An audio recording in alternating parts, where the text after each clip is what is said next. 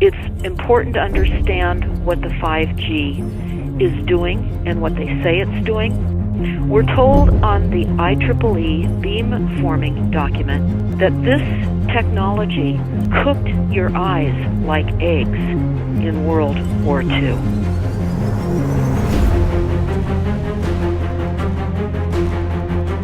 And you all need to understand these are military weapons. These are assault frequencies. If you garner nothing more than that, that's what you need to know. It's microwave radiation warfare, is what this is.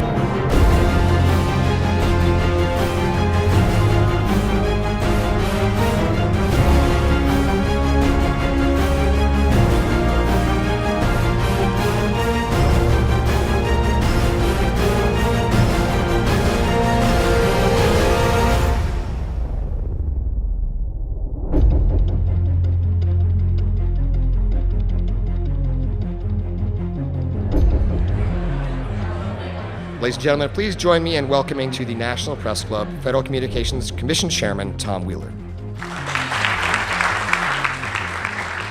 It's an honor to be here at the National Press Club. The first generation wireless, 1G, was voice. The second generation, 2G, allowed both talk and text. The third generation, 3G, the internet, in a limited way. And today's technology, 4G, completed that digital migration. But if anyone tells you that they know the details of what 5G is going to become, run the other way. This video is brought to you by the number 5 and the letter G. And pretty soon, everything else will be too. I have to tell people 5G is a killer. I'm Mark Steele. Anybody who hasn't heard me, I'm a weapons systems head-up display expert. I'm one of the leading experts in the world. I've actually broke cover in relation to this, and the reason I became an expert was because I invented them. What I'm going to say to you today, do not believe a single word I say. Not one. I want you to do your own research. You'll find it's absolutely terrifying. You got your body card? Aye. Oh, good lad. Right, because I can talk to that. This 5G rollout is a weapon system. I've got a letter in with central government because I know about weapon systems more than anything other. In Britain, in a place in the north of England called Gateshead, a scientist there called Mark Steele has been very publicly and actively warning people about the effects of LED streetlights, which he says in Gateshead are emitting now 5G. Right, what's the crack? Hey, lads. I'm just having a word with these Gateshead council workers about replacing these transmitters on these lights that are causing harm and assaulting the community. This is an existential threat to the economy, to the environment and humanity. If these transmitters are everywhere, then everyone's at risk, surely.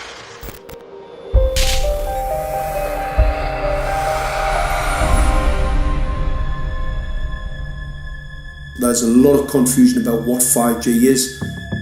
The G stands for generation. So you started off with the first transmitter system. Back in the 1980s. In the 80s, yeah. So you had 1G, then you had 2G. And as the generations moved on, you started to see more complex signal systems, cleverer pieces of antenna designs, etc., etc. So the whole thing became more data, quicker downloads, etc., etc.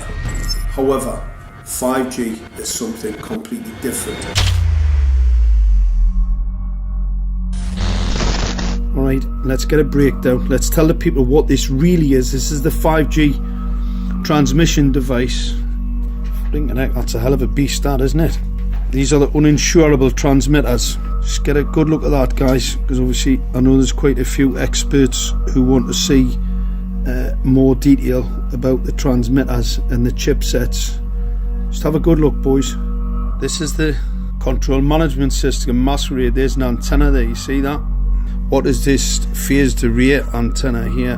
What's that? This is for phased array, alright? As you'll see, it's got a driver, it's got some chip there. It's one chip. Look at the chipsets on this. This is your dystopian world. What did Gateshead Council say? I'll tell you what, I think we better send some of these educated fools back to school, or just send them to prison, whichever's the easiest. I think prison's probably better. Alright, that's 5G, guys. That's 5G hardware. You must consider the whole part played by electricity in nature. Human beings cannot go on developing in the same way in an atmosphere permeated on all sides by electric currents and radiations. It has an influence on the whole development of man. This life of men in the midst of electricity, notably radiant electricity, will presently affect them in such a way that they will no longer be able to understand the news which they receive so rapidly. The effect is to damp down their intelligence. Such effects are already seen today. Even today, you can notice how people understand the things that come to them with far greater difficulty than they did a few decades ago. Rudolf Steiner, 1924. Rudolf Steiner noted that in 1924, since then our atmosphere has become far more permeated with electric waves of widely diverse types. There's no doubt now that electric waves, electromagnetic forces, cause direct biological effects. There's thousands of peer-reviewed papers on this subject. There's no doubt about it. But what are these effects? How are they affecting us? What can we do about it?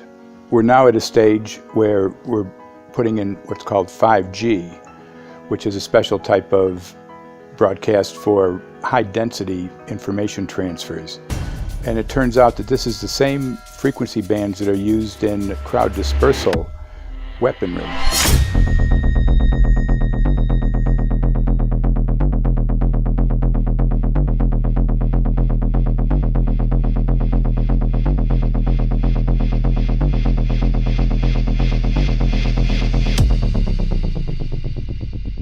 5G, first and foremost, is densification. So it's significantly more transmitters in close proximity to a human, and it is also a sophisticated, illegal, unlawful transmitter. What I mean by that is it is a high gain dielectric lens antenna, and what that allows 5G transmitters to do is to 3D map its environment in your home. The 868 megahertz frequency is specific for battlefield interrogation systems, so sub-gigahertz. It allows the signal to travel through concrete brickwork with ease, and it can actually data gather. It is a target acquiring system. Phased array is basically radar off the battlefield. It is extremely good at identifying targets and being able to lock onto targets. And not only that, it can specifically target you as an individual. So any judge sitting on an interesting case, let's say, any lawyer, any barrister, anybody doing any work that is potentially controversial, your life could be at threat. So the antenna design that you currently have on top of these LED street lights, masquerading as a control management system, it basically battlefield interrogation equipment.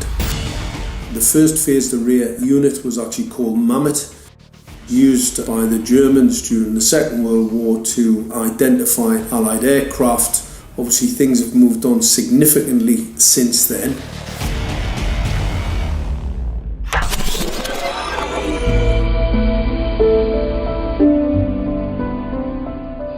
Well, I joined the Royal Navy in 1960, and I specialised in microwave warfare. Radar, obviously, which uses microwave, but they don't just teach you radar, they teach you all about microwaves and other uses. So I understood about microwave warfare and how it can damage people, how it can harm people. Microwaves then were used as weapons, as they are today. It is a perfect stealth weapon, and when governments don't like a group of people, For instance, the ladies who protest at Greenham Common in England about the American missile base they camped, they were microwaved. We microwaved Catholics in Northern Ireland to make them sick. It goes on all over the world. And it's a weapon that you don't know you're being targeted, because the dose is very, very low, which is actually more dangerous than a high dose. It's very, very low, and it may take a year or two, but you can cause neurological damage and cancers with low-level microwaves, and you can make all your opponents sick. It's a perfect weapon for a government. Our impulses are being redirected. We are living in an artificially induced state of consciousness that resembles sleep. Their intention to rule rests with the annihilation of consciousness. We have been lulled into a trance. They have made us indifferent to ourselves, to others. We are focused only on our own gain. Please understand, they are safe as long as they are not discovered. Keep us asleep, keep us selfish, keep us sedated. Almost immediately, I had neighbours knocking on the door, talking about children bleeding from the nose. I had images posted on Facebook. And one neighbour in particular came to my door and mentioned the fact that since the LED street lighting had been installed, she was bleeding from the nose every single night. I thought it was unbelievable. However, I spoke to another neighbour who lived not far from the first lady who mentioned this, and she also confirmed that since the LED street lighting had been installed, she also had started to develop nosebleeds and had never had nosebleeds before in her life. That then put me on a journey to investigate. I measured microwave radiation levels from the transmitters on top of the LED streetlights. The basic 868 megahertz, it was significantly higher than the current Council of Europe 1815 resolution, which is a maximum of 600 millivolts. I've measured up to over 3,000 millivolts. 5 to 6 times higher than the guidelines. Significantly higher than the current Council of Europe 1815 resolution, which states that 200 millivolts should be the maximum. The Bioinitiative report states that it should be significantly less than that. So we've got the Council of Europe, that's, you know, the international criminal courts are stating that, you know, the learned judges have said that 200 millivolts, and I'm measuring in bedrooms in Gateshead minimum 600 and up to 4,000. Does this mean that in 2020, 2021, when 5G is destined to roll out globally, that you're going to get those kind of readings everywhere all the time? Everywhere all the time. Worse than that? Worse than that. Yes, 5G will connect the Internet of everything. If something can be connected, it will be connected in a 5G world. Hundreds of billions of microchips connected in products from pill bottles to plant waterers, requiring massive deployment of small cells. We won't wait for the standards. Now, to make this work, the 5G build-out is going to be very infrastructure intensive. We must reject the notion that the 5G future will be the sole provenance of urban areas. The 5G revolution will touch all corners, and that's damn important. The interconnected world of the future will be the result of decisions we must make today.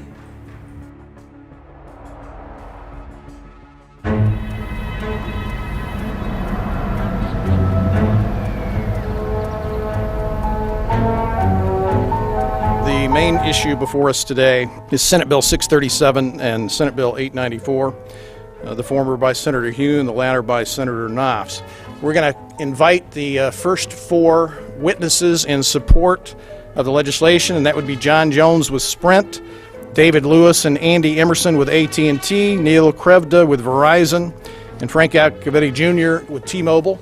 So be straight with me. Is it true? It could be. No, well, very few cases. There was an unfortunate incident out in Iowa. Look, gentlemen, practice these words in front of the mirror. Although we are constantly exploring the subject, currently, there is no direct evidence that links cell phone usage to brain cancer.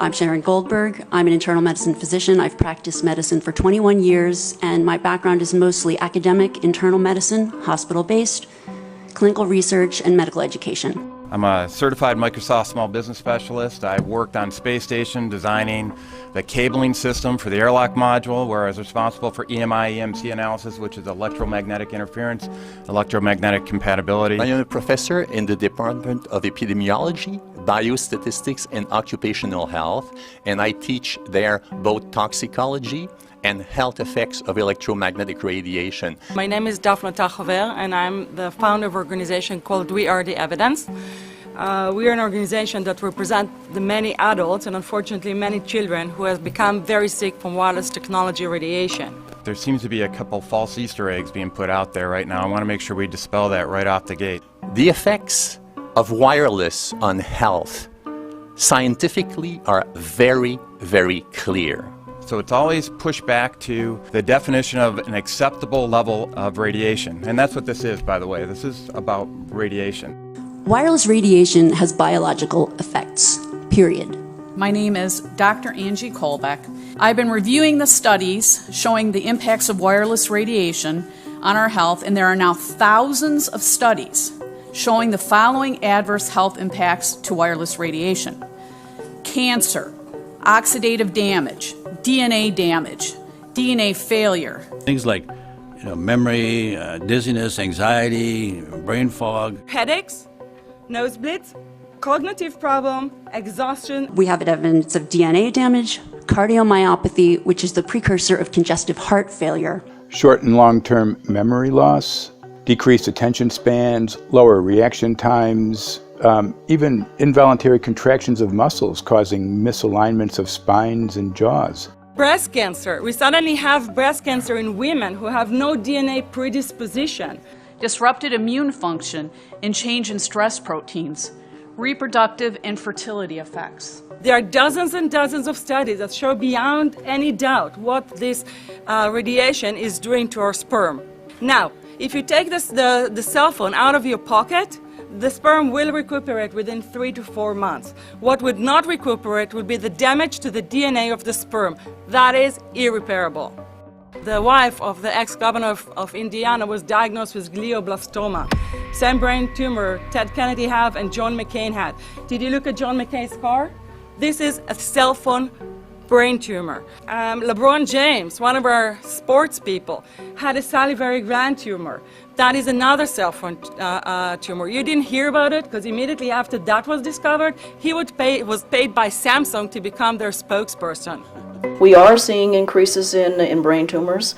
We're seeing increases in Alzheimer's. We're seeing increases in all of the neurotransmitter diseases, ALS, Lou Gehrig's disease, Parkinson's. These are all disease systems that are known to be associated with low-level energy exposures. We talk about 24/7, around-the-clock exposure, wherever you are and your whole body. You never get away from it.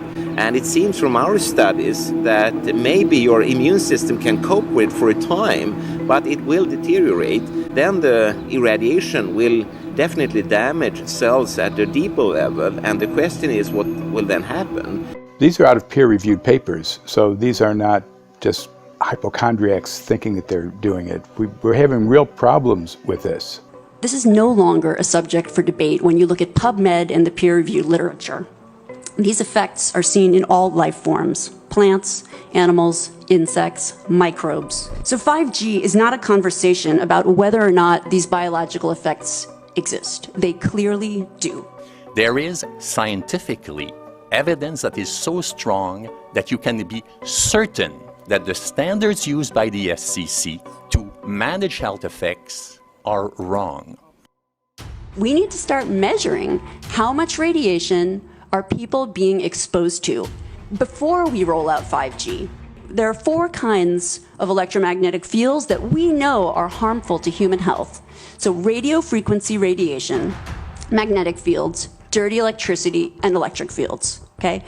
Our exposure, any given person, and all humans are affected by EMFs. What is our exposure in a day? It's not one cell phone. It's cell phones, it's multiple wireless networks, it's smart meters, it's cell towers. It's this sandwich, and it all adds up. The data we're going to look at are all published science, testing results, or public standards. At the bottom end of the radiation scale of what's called power density, or signal strength, is the minimum level at which cell phones will work, which was found to be 0.2 billionths of a microwatt per centimeter squared. Pine needles were found to age prematurely at 0.000027. At short-term exposures of 0.05, children aged 8 to 17 experienced headache, irritation, concentration difficulties, and behavioral problems. 0.1 is the biobiology or building biology guideline for extreme concern. 1.0 produced sperm DNA fragmentation and a decrease in sperm viability in vitro. Also at 1.0, the science shows the following bodily effects can occur: headaches, dizziness, fatigue, insomnia, chest pain, difficulty breathing, and indigestion. 2.5 saw altered calcium metabolism in heart muscle cells. 4.0, changes in the hippocampus affecting brain memory and learning. And at 6.0, DNA damage in cells. So, where are smart meters on this list? Electrical Power Institute in December 2010 measured a single Itron smart meter with pulses up to 7.93 microwatts per centimeter squared. Our own testing indicated approximately 8.0 with 1 meter. These tests are at a close distance, approximately 1 foot away from the meter, but an infant's crib could be just as close on the other side of the wall where the meter or bank of meters are installed. Even though there are all these known health effects at levels far lower, Switzerland, Liechtenstein, and Luxembourg see fit to set the standard at 9.5.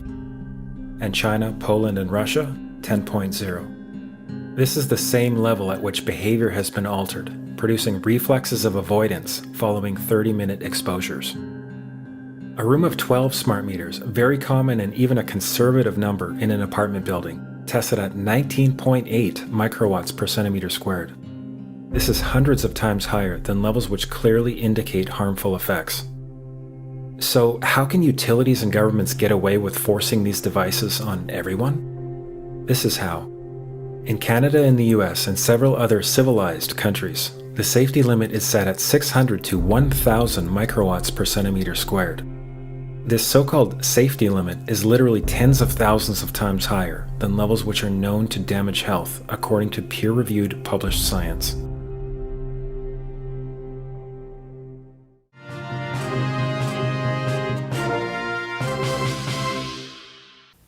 Faster, better, more reliable internet. That's the promise of 5G technology, but there is also the peril. Health hazards associated with radio frequency that is higher also and requires more transmitters and antennas. And the stark, simple fact is the health hazards are unknown and unstudied. And that is a sign of neglect and disregard on the part of the Federal Communications Commission that seems unacceptable. There have been no answers so far. The FCC basically has said everything's fine, but in order to reach a conclusion about the health and safety of this new technology, we need facts. Mr. Chairman, thank you for having this hearing. 5G, as you well know, also uses higher frequency waves that don't travel as far and will rely on a network of hundreds of thousands, potentially millions of small cell sites. And the question then is, are there any health implications, any public safety implications to those additional sites that are likely to be located close to homes, schools, workplaces, and closer to the ground, correct? Correct, Senator. Yes. So my question for you, particularly Mr. Gillen and Mr. Berry, how much money has the industry committed to supporting additional independent research? I stress independent research. Is that independent research ongoing? Has any been completed? Where can consumers look for it? And we're talking about research on the biological effects of this new technology. Thank you, Senator. I think, thank you for your focus on the issue. Safety is paramount, and as you alluded to, we rely on the expert agencies, we rely on the findings of the FDA and others as to the requirements to keep all of us safe. There are no industry-backed studies, to my knowledge right now. Happy to visit with you as to what opportunities you think there needs to be more studies, and we're always for more science. We also rely on what the scientists tell us. So essentially, the answer to my question, how much money? Zero. I can certainly follow up with you, Senator. To my knowledge, there's no active studies being backed by industry today. Anybody else know of industry commitments to back research, fund it, support it, to ascertain scientifically the health effect? No, I'm not aware of any. So there really is no research ongoing. We're kind of flying blind here, so far as health and safety is concerned. Thank you, Mr. Chairman.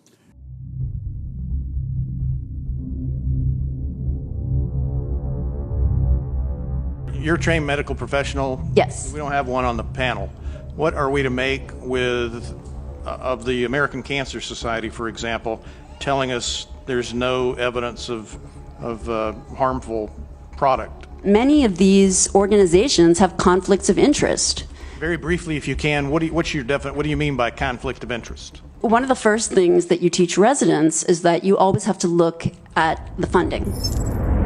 There's a tremendous amount of sponsored research by people who are hired to do studies to find no effect. And that's plagued this field in a number of countries. The radio frequency radiation work that we did was supported by Motorola. The relationship was really very cordial and very stress-free, but only up until we started generating data. These folks were very, very upset and began to talk about how are they going to handle this, what sort of spin can we put on this, what can we expect from this, and from that point on the relationship changed. What we saw was that Motorola began to exert more and more control over the work, telling us what to do, telling us how to write abstracts, what to say in the abstracts, what to say in the papers, how to do the work. No, don't do this. Yes, do it this way. This was unacceptable.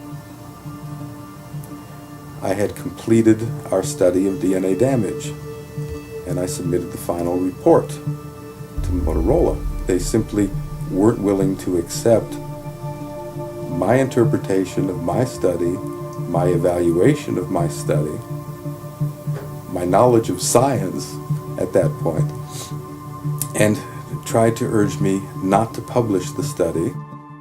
Did you hear about people coming to you as far as having complaints about illness? We were made aware of health complaints following installation of smart meters, and we wanted to verify this using our field work. So I measured the field of about 30 different people while they stood 1 foot in front of the smart meter, and in every single case, the human energy field was obliterated as they stood in front of the smart meter.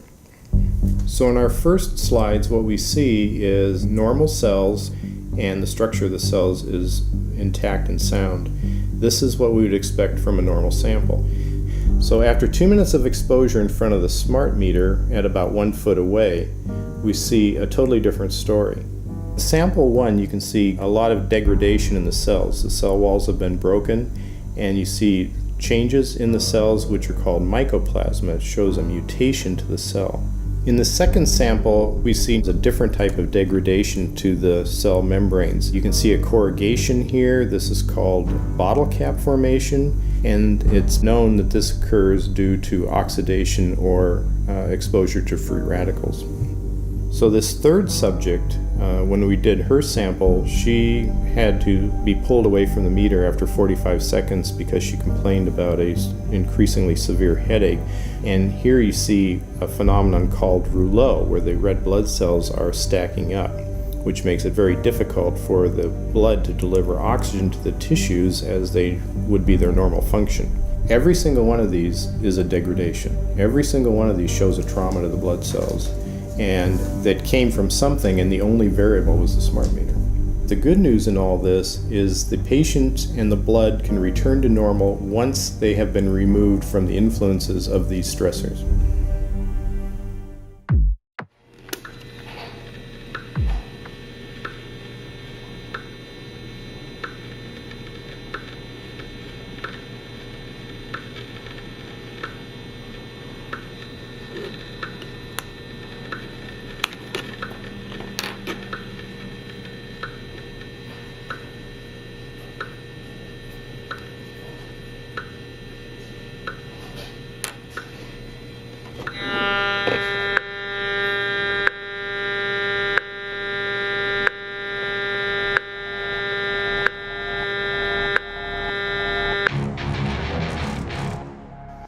Some of the effects that we can look at, well, one thing is just our regular Wi-Fi, 2.4 gigahertz.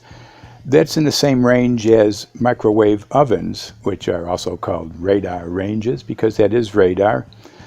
2.4 gigahertz is interesting. It's not the peak absorption rate in water for microwave frequencies, but it's at a point where it allows full penetration, because if it came in at the peak, it would prevent the insides from getting warm.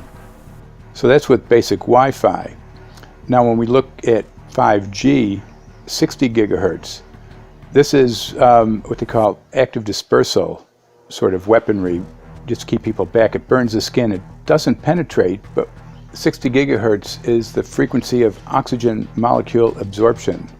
Since they have electrons that they share with each other, what we breathe is actually O2, pair of oxygen. So being bombarded with 60 gigahertz could very well impair our oxygen absorption rate in our body, and thereby the whole basis of our living system.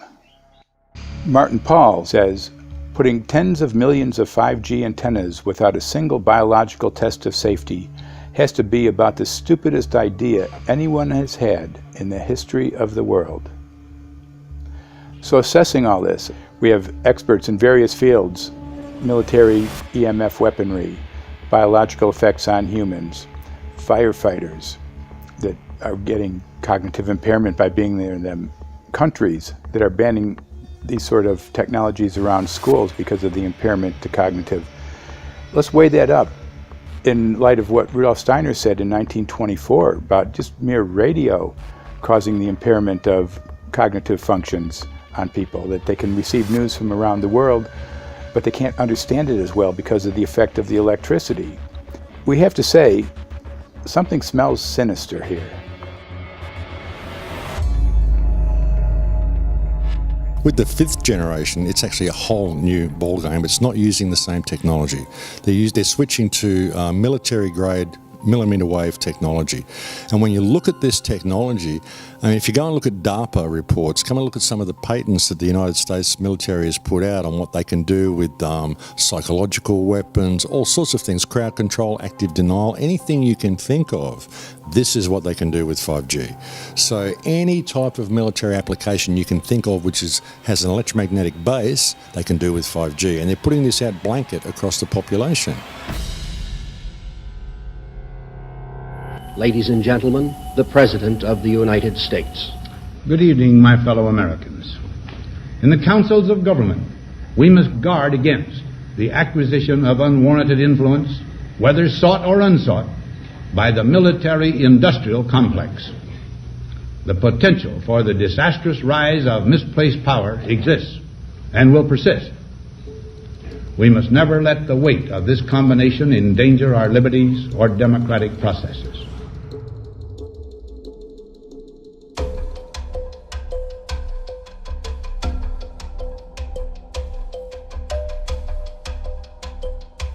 The FCC is a capture agency. They probably conducted what I believe to be the biggest fraud on the public ever conducted. The FCC has been described by Harvard University's Center for Ethics writer Norman Alster as the most captured agency in D.C., acting more as an industry cheerleader than a regulator. This is especially true today with 5G, where there are serious safety concerns and potentially misleading information coming from the FCC. For example, the previous chairman of the FCC is Tom Wheeler. He was the head of the Wireless Lobby Association for 14 years. Now remember, Obama told us there would be no lobbyists in his administration, so he took the biggest lobby and put him as a head of the FCC. And that's damn important.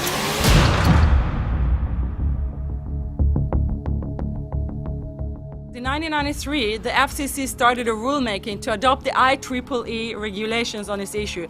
IEEE is an engineer association. Why is it that we adopt regulation of engineers who maybe know how to measure this radiation when it's passing a wall, but not when it's passing a body? All our health agencies objected it, saying that it makes no sense to adopt engineer association, that they had not even one biomedical person on their team. They are effectively indemnified against adverse health impact lawsuits when the acceptable limits are higher than the limits actually shown to show harmful health effects. The FCC guidelines were developed for short-term exposures, 6 minutes, 30 minutes, depending on it's a phone or an outdoor exposure.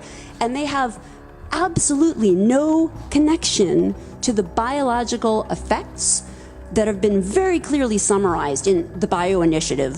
So as you can see, there's a number of individuals in this room today that have serious concerns about this as regards to their health. If one of your companies decides to put one of these small cells up at a pole that's within, say, 50 feet of one of their houses, what recourse do they have to say, is there a way to move it somewhere else? There's language in the bill so that the authority can require the applicant to come forth with certification of compliance with the FCC's rules related to radio frequency emission. Remember that denial of request or denial of permit request that you can put in? It's going to point back to the acceptable levels as determined by the FCC. Not the EPA, or not the CDC, the ones who usually take care of health concerns, but by the FCC, which is staffed by former members of the telecommunication industry. That's the fox guarding the henhouse. It's a fact that most insurance companies will not indemnify against EMF effects. Telecom companies around the world are warning their investors of potential major costs due to real or alleged risks of EMF pollution from their products. Interestingly enough, they're warning their investors, but they're not telling their customers. They're basically keeping it quiet because that's where their money comes from. So we're using technology that could be very potentially harmful to us, and the investors know it. But their only worry is that they might lose money, not that our health might be affected.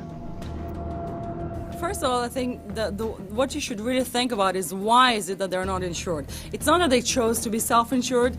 They actually rejected by the insurance company from being insured because they understand the risk. And so the insurance companies, the big insurance companies, will not insure the telecommunications? So there's insurance companies, and then there's what's called secondary insurance companies. Secondary insurance companies are the insurance companies that insure the insurance companies. So in an event, an insurance company, let's say I insure Verizon, and it may not be able to meet the claims, then the secondary insurance company is kicking in. Like Lloyd's of London. Sorry? Like Yes, Lloyd's of exactly. London. So two leading one would be Lloyd's of London and Swiss Re. Both told the insurance company not to insure the wireless industry, and this is why they're not insured. And that should give you a hint. Now, this is exactly why they have to prevent a lawsuit. And how did they prevent lawsuit? That goes back to Section 704.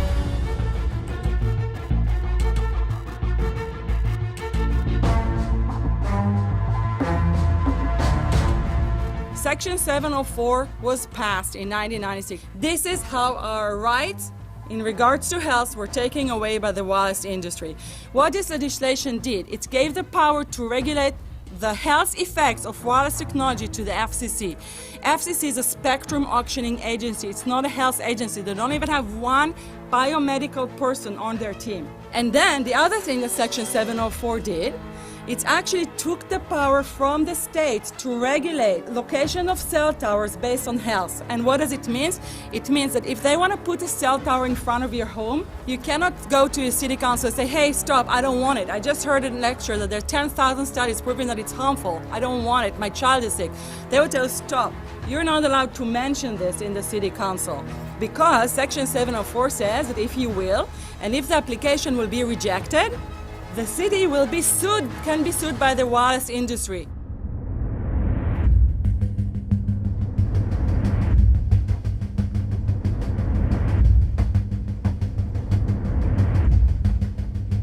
A major U.S. government study on rats finds a link between cell phones and cancer. Very first government study linking the radiation from cell phones to cancer. 2-decade, $30 million federal study out today found there is some evidence of a link between cell phone radiation and brain cancer. Professor, what is the NDP? I've heard that study several times. NDP is what? So it's a $25 million study on the rats and mice that was supposed to demonstrate that there were no effects of radiation below thermal. And in fact, it demonstrated exactly the opposite. And it follows on the heels of two major studies on animals that said exactly the same thing. And that study was designed perfectly to make sure that it cannot be challenged, that there will not be any doubt. That's why it took them 14 years. That's how they prevented discussion of health. And why do they want to prevent discussion of health if there's no problem with health? Simply put, FCC is completely unprepared, unable, and possibly unwilling to oversee 5G for safety, even as it barrels toward us. They are falling back on tired definitions and panaceas long since disproven by science. To make matters worse, recent FCC rulings and numerous industry-friendly bills passed at state and federal levels between 2016 and 2018 removed the last vestiges of local and state review over infrastructure siting, just when we need it the most. When those first studies were performed years and years ago, nobody knew about the importance of the microbiome, the role of the microbiome and the immune system, and even less the role of the microbiota inside our brains, that is, the microbes that are normally resident inside our brains, whose influence on brain function is nothing but immense. And you may think, well, who cares about the microbes?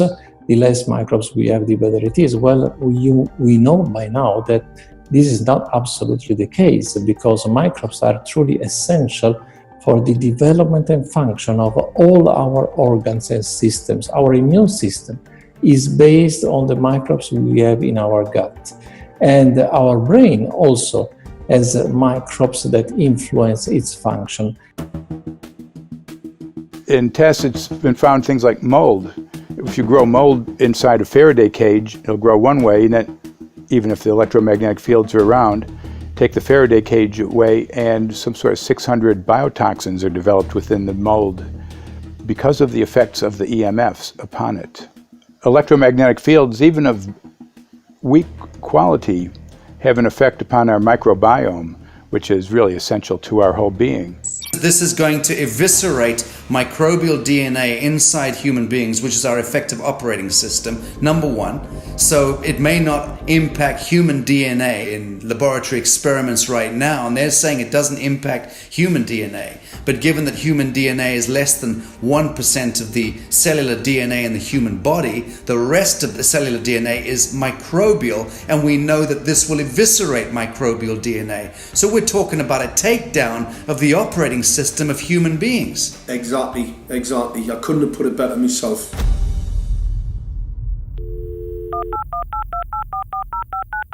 John Brandt. Morning, Mr. Brandt. Wow, this is Amanda from Virginia. Hi, how are you? Hi, I've been trying to get a hold of you for months now. You guys are covering up chemtrails. No, we are not covering it. We have no reason to cover up chemtrails. Of course, you have every reason to cover it up. Every reason. It's called What losing your reasons job. would that be? Oh, well, you personally, you would lose your job if you were to reveal anything to me, and it's probably unsafe for you to even be speaking about this, No, considering it's not the types of individuals you work for. It's not unsafe. There's, It is unsafe. There's no problem with us talking on, you're a citizen, you're making a complaint. Oh, Lord have mercy on my soul. It's a complaint in an area that we don't have authority to regulate.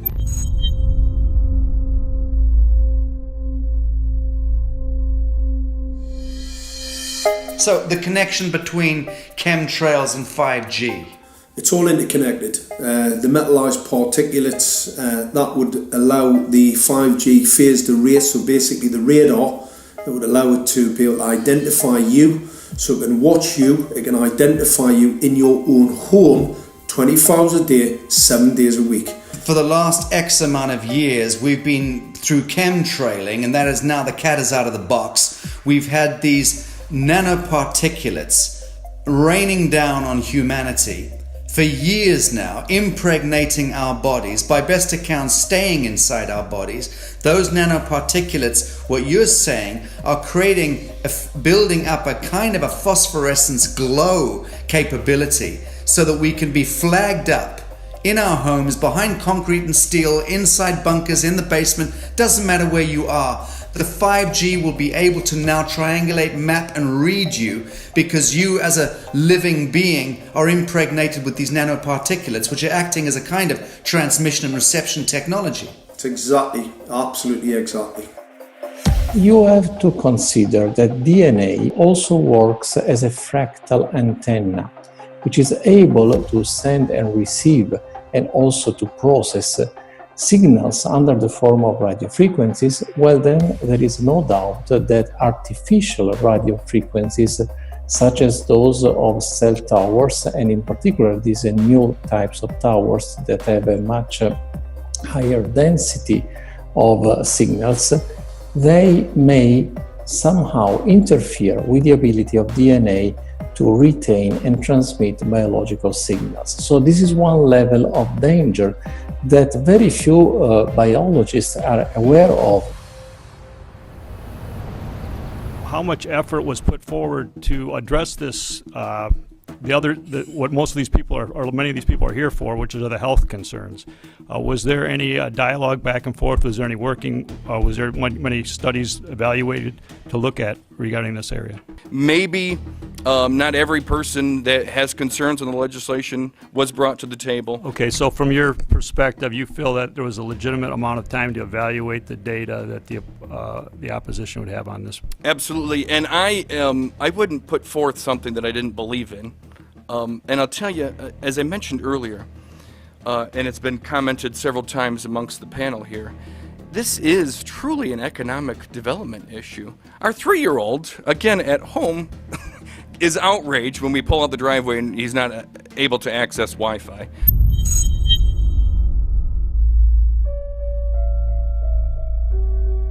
I think anyone who puts Wi-Fi into a school should be locked up for the rest of their life. I really do. I think they're not fit to walk on the surface of this planet because they haven't looked at the research, and whatever incentive they have, it is not worth the genetic problems that parents are going to face with their children when they're born. France has banned Wi-Fi in nursery schools and put warnings out for regular schools because they're finding there's impaired learning capacity in children when they're around Wi-Fi. And they have to put up warning signs where they put Wi-Fi transmitters. When I got sick and I learned that they're putting Wi-Fi in the schools in Israel, I was very sick at the time, but I could not tolerate the thought that children in the schools will become as sick as I have. And after a few months of correspondence, I submitted a Supreme Court case in Israel to ban the use of Wi-Fi in the schools and replace them with wired network. The 4 top diseases that kill our children, our young adults right now, are brain tumors, thyroid cancer, testis cancer, rectal cancer, everywhere we put our cell phones. And a lot of our children are sick and they're being misdiagnosed and mistreated because the wireless industry has put billions and billions of dollars in the past 30 years to mislead the public as to the health effects and keep the public uninformed. We are performing an experiment on children. We are exposing children to microwave radiation for 6 hours during every school day. We have had absolutely no studies looking at the long-term effects of this radiation on young people or even on adults. A considerable amount of research shows that developing brains and bodies of children are much more affected than adults. And there are clear indications of a link between increased electromagnetic fields and autism spectrum disorders. We took 10 autistic children and went back to the sleeping location where the mother was when she was pregnant with that child and compared it with the sleeping location of a mother that gave birth to healthy children. We had 10 mothers in that group, 10 mothers in this group, and in the group of the autistic children, we found that the measurements that we got for the microwave exposure was elevated compared to the group of children that were normal. The fetus is affected. The exposure to man-made electromagnetic fields has become the first factor that could be isolated ever in autism that could predict autism. The fifth generation of wireless technology, or 5G as it's being rolled out worldwide without safety testing. Let me say that again, without safety testing.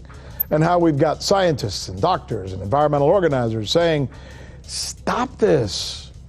Because in terms of the effects of wireless radiation, the science is in. Wireless radiation can lead to cancerous heart tumors, brain tumors, DNA damage. Wireless radiation is linked to infertility, to autism, Alzheimer's, and more. And guess what? All the effects that I just listed, those are some of the effects that are known according to the technology that's being seen today. First of all, you have to know that we know that the other EMFs that we're exposed to are already known to be health risks. And basically that 5G, because of the frequency that's going to be used and because of the extraordinarily high pulsation levels that will be used, is a much bigger threat to our health than the things that we already have, which are very substantial threats to our health. We're not just talking about the intensity. We're talking about the frequency and the very high level of pulsations. There's a huge literature which shows that pulsed EMFs, EMFs that pulse up and down very rapidly, are in most cases much more biologically active than our non-pulsed EMFs. Every single wireless communication device communicates via pulsations, but the industry completely ignores this issue. The problem with 5G is that they're planning to put out tens of millions of these antennae all over the place without doing one single biological safety test. Are you implying possibly that we, the consumers, are the guinea pigs since they haven't really done tests to see the effects in a smaller setting? I mean, that's not an implication, it's a statement. We are, yes. Cancer is not the main concern that I have. I'm really concerned about sperm count and about effects on pregnancy.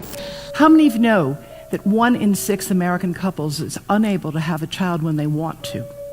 How many of you know that last year the birth rate in this country dropped the most that it ever has in recent history, 3% in a single year? People look at the sperm, and people use cell phones, and the sperm, usually sperm swim, and they swim straight. But if you expose them to radio frequency, mobile phone waves, they swim in a circle. Studies have been done here in Australia, taking sperm from healthy men.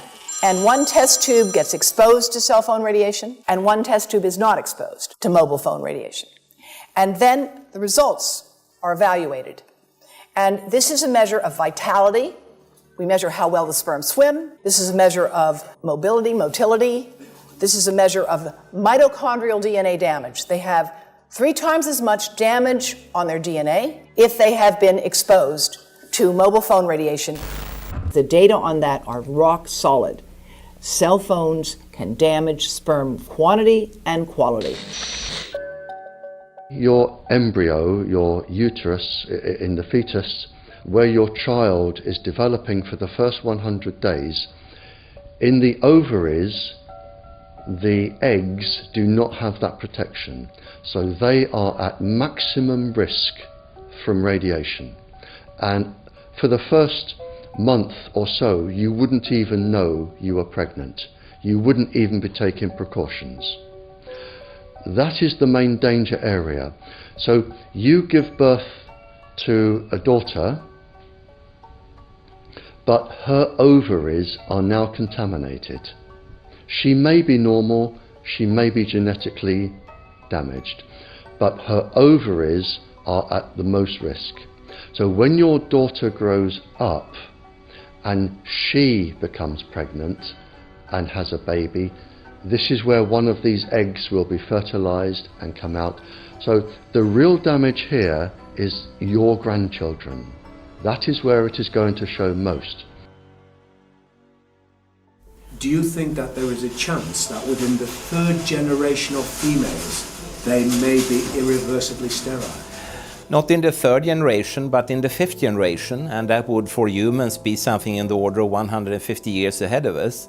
And of course, then it's too late to say that you are sorry, and it's very too late to say stop.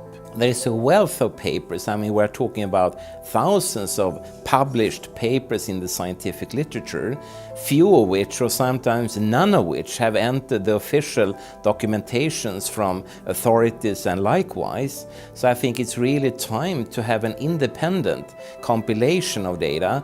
Such was done at August 31st, 2007 in the form of the Bioinitiative report, of which I was one of the authors.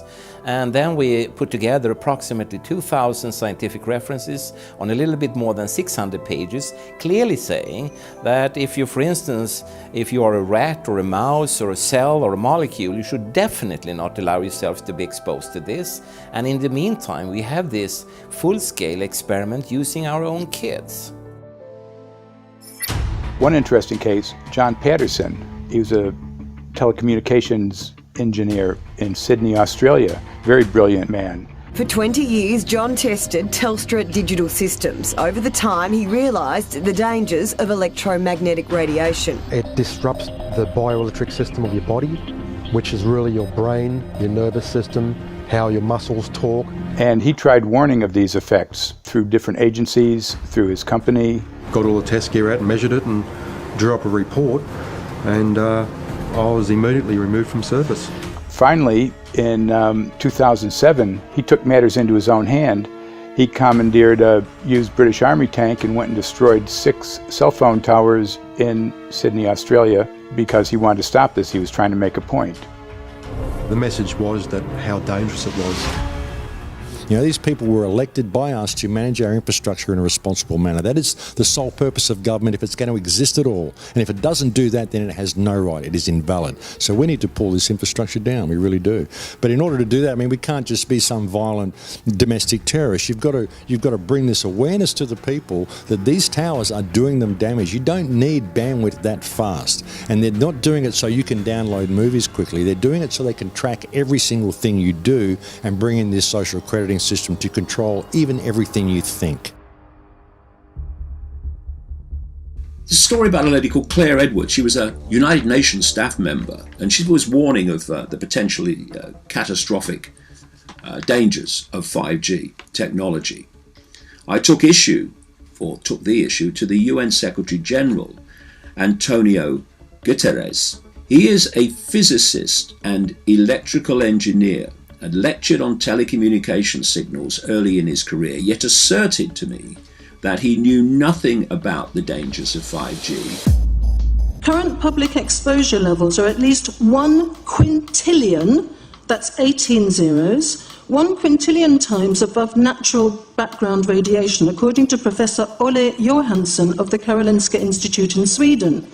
The highly dangerous biological effects of EMFs have been documented by thousands of studies since 1932, indicating that we may be facing a global health catastrophe orders of magnitude worse than those caused by tobacco and cigarettes. 5G is designed to deliver concentrated and focused electromagnetic radiation in excess of 100 times current levels in the same way as do directed energy weapons. There is currently an international appeal signed by 237 EMF scientists from 41 nations urging the UN and particularly the WHO to exert strong leadership in fostering the development of more protective EMF guidelines, encouraging precautionary measures and educating the public about the considerable health risks, particularly the risks to children and fetal development. Sorry, because we are talking with someone that is a little bit ignorant on these things. If you're talking to the Wi-Fi systems, I become worried because I put those devices in my house. I will have to, I confess my ignorance on this. We will have to, but I'm going to raise this with WHO, which I think is the organization that might be able to deal with it properly, because I must confess I was not aware of that danger.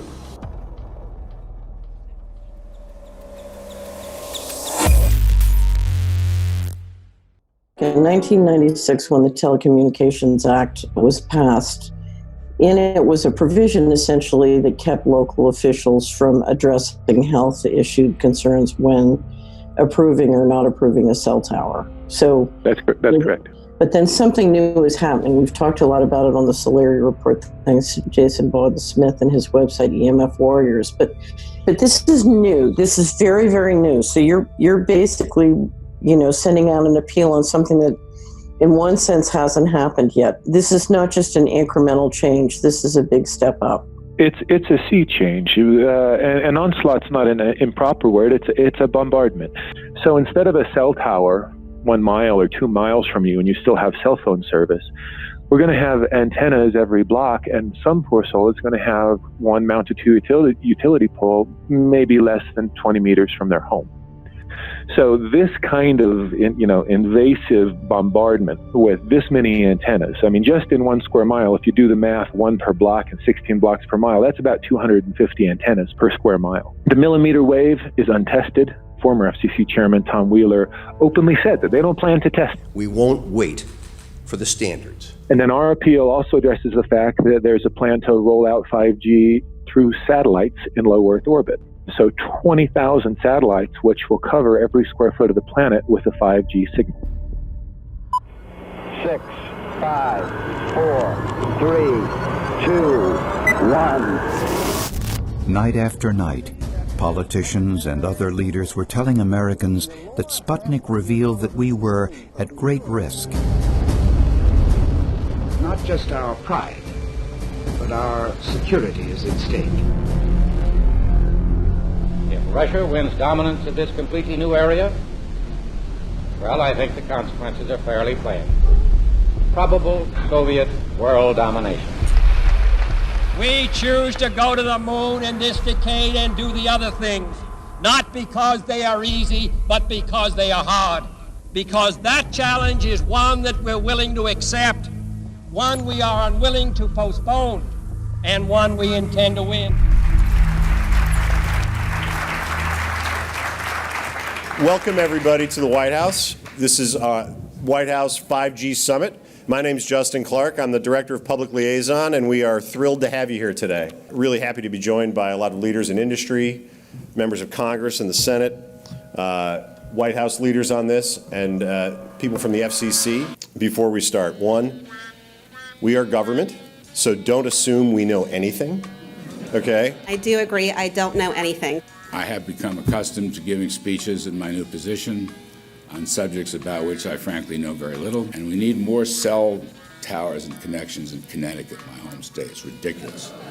The U.S. is in the lead thanks to our private sector as well as the work of the FCC and this administration overall. But China and South Korea and many other countries are eager to claim this mantle. We have every intention to deploy 5G first and reap the benefits of faster and more robust wireless. Yes, I hope we beat China, of course. And get to gigabit speeds and low latency, and the race has begun.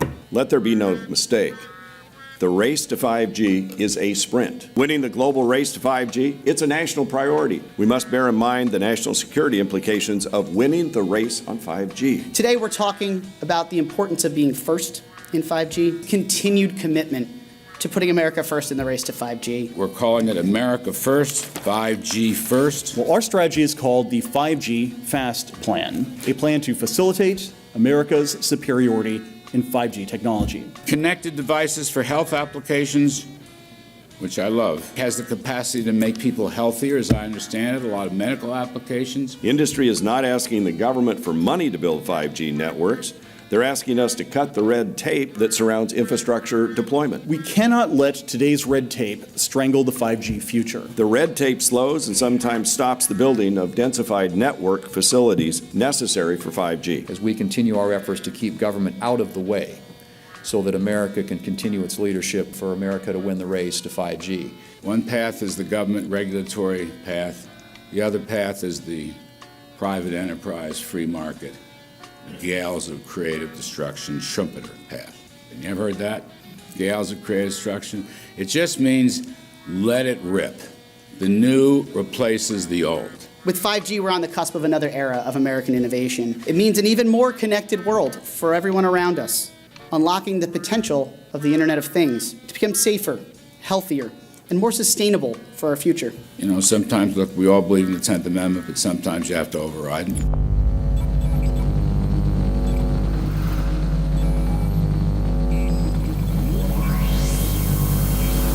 By the way, the 1996 bill permits that kind of override. We're not here to be completely heavy-handed, but sometimes you got to do what you got to do. And some of these states or cities that don't want to cooperate want to shake us down. We can't allow obstacles and barriers to stop this movement. That's all.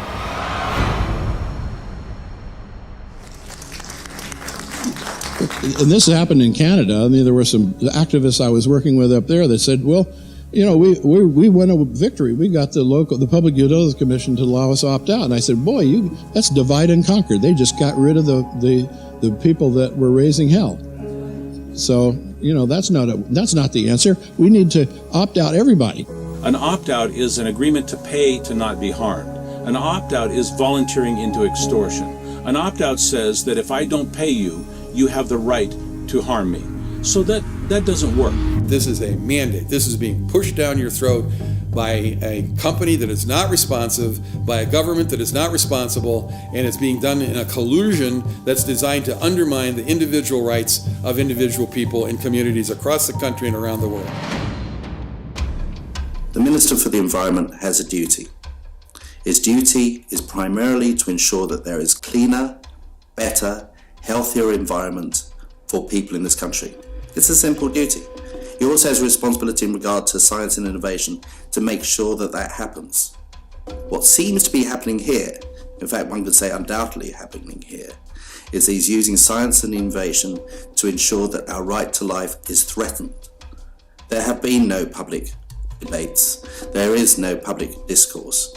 There are no public disclosures as to why, when, how, what is going on in regard to 5G. That by itself is a breach of ministerial responsibility, and one which we really should look at in terms of a private prosecution against the ministers who have failed to protect our right to life. Okay, smart technology, smart meters, smart cars, not that smart, huh? What does smart mean? Anything that has smart attached to it, secret militarised armaments in residential technology. That's where smart came from. And smart, every bit of technology that you see today has all been developed for either some type of battlefield, some type of intelligence gathering system, and obviously these developments have to be commercialised, and people have actually took them into their homes. The definition of a smart grid is a wireless system that will fundamentally turn every single appliance in your home into the equivalent of a transmitting cell phone. That's every computer, every television, every furnace, every air conditioner, every coffee machine, every printer, every single appliance that you have in your house will eventually, in a smart grid, have an antenna that's embedded into it that will transmit your usage data to a smart meter on the outside of your home that will then transmit your usage data to another tower receiving that usage signal that will then go to the utility company for supposedly billing purposes. Not all signals will just be about your individual use. There will be aggregate meters that will bounce signal from house to house to house within a neighborhood that will then accumulate all of the usage data that will transmit that to the utility company. Now, what that will do is that the end metering system that is transmitting all of that data will be firing an RF signal at many, many times a second, which will increase the average homeowner's radio frequency radiation exposure exponentially. This picture shows some aphids on the leaf of an orange tree shortly after radar equipment was installed at a nearby airport a number of years ago. I noticed that every few seconds, all the aphids would tense up in unison and do sort of a little dance, as you see in the picture. Upon further investigation, I found that the interval of time between the activity of each dance coincided exactly with the rotation of the radar rotor device at the airport, which was a distance of approximately 14 miles. The antenna arrays create this steerable beam, which helps concentrate the energy. The beams get pointed at the user. What's a MIMO tank? Massive in, massive out. British government have got a plan to roll 400,000 out. This is so that you've got 5G in every nook and cranny, every part of the countryside, so that you can have autonomous tractors, believe it or not. However, those transmitters, these are radar. It is phased array radar.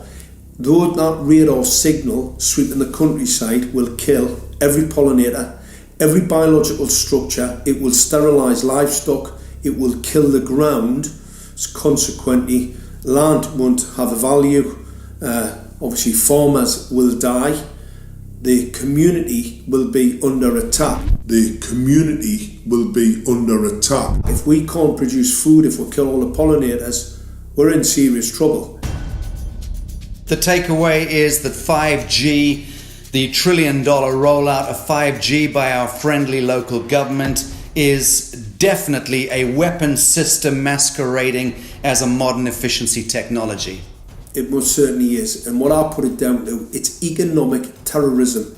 There is no value, nil, in killing off your population, in destroying your ability to grow food, to kill all your pollinators. They may have a nice financial number on a piece of paper, but in reality, dementia, diabetes, all the things that are currently crippling the NHS, a burden on the country, illness, mental health issues, the focus of that cause can be identified and has been identified in the science. The science is proven.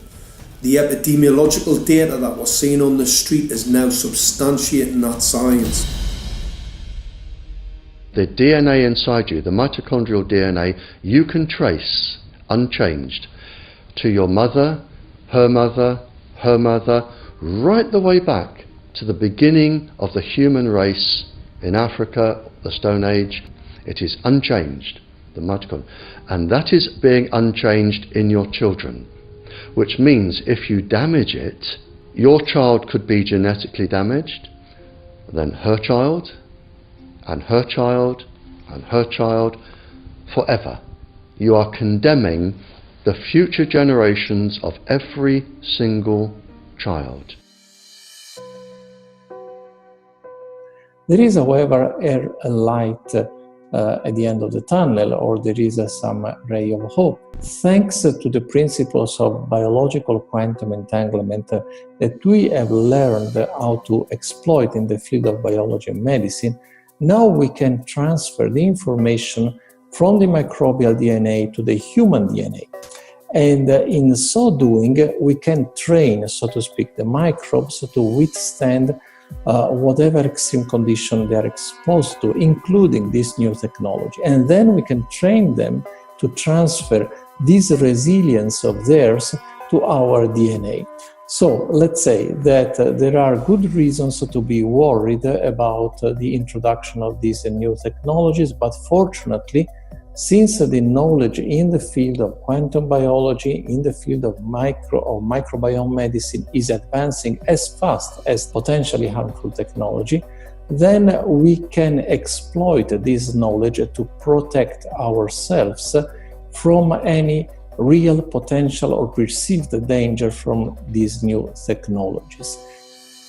I've met with molecular and cellular biologists, with blood microscopists, with weapons development experts, frontline activists and researchers, and all the stories I'm hearing from these experts and pundits leads to the same thing. 5G is almost certainly the end game. It is an extinction event brought into our homes, into our classrooms, onto the high street, into the very cells and DNA in our human bodies. It is such a perilous threat that it is almost impossible to imagine, let alone describe. When the 5G signature goes live, it will tap into a multitude of satellites which are in geosat orbit around the surface of the Earth. Millions of surface antennas will pick up that signaling and will then scatter the signaling into hundreds and hundreds of millions of different micro antenna systems set up on street lamps and even in your home, which you're not aware of incidentally. The LED light bulbs in your home invariably contain the micro or nanotech lens flare capacitors which will receive the 5G signaling, and it will proliferate the 5G signaling everywhere by exploding the signal into billions of photons which will target everything all at the same time. This is stealth technology. This is invisible science. But what it means in simple terms is that you will be flagged up, visible, trackable inside your own home. Anywhere you move on the surface of the Earth, they will have a lock and load tracking capability over you. You will be visible to invisible masters, each one of us, all the time. Today, our governments and the corporate sector have managed somehow to infiltrate the mainframe of our civilization and are pushing through a $20 trillion infrastructural rollout without any, and I mean without any, health science running behind it. There have been no tests. Your government and your health authorities are either in collusion on this matter of genocide and ecocide, or they're just damned stupid, and I would suggest it is the latter. Shame on the technologists and the electricians who are furthering this technology in our homes, in our offices, in our streets. Shame on the legislators and the parliamentarians and the troglodytes and bureaucrats that proliferate our society today. Shame on that echelon for putting their signatures to contracts which allow the fast tracking of this technology into our homes and onto our high streets. Shame on the parliamentarians and international leadership whose wet ink signatures and seals of office are sanctioning and permissioning the rollout of something which is arguably the greatest threat to humankind. Shame on each one of us who now fail to get up out of our homes, walk out of our front doors, and challenge every so-called authority who dares to violate our bodies, our homes, and our future generations.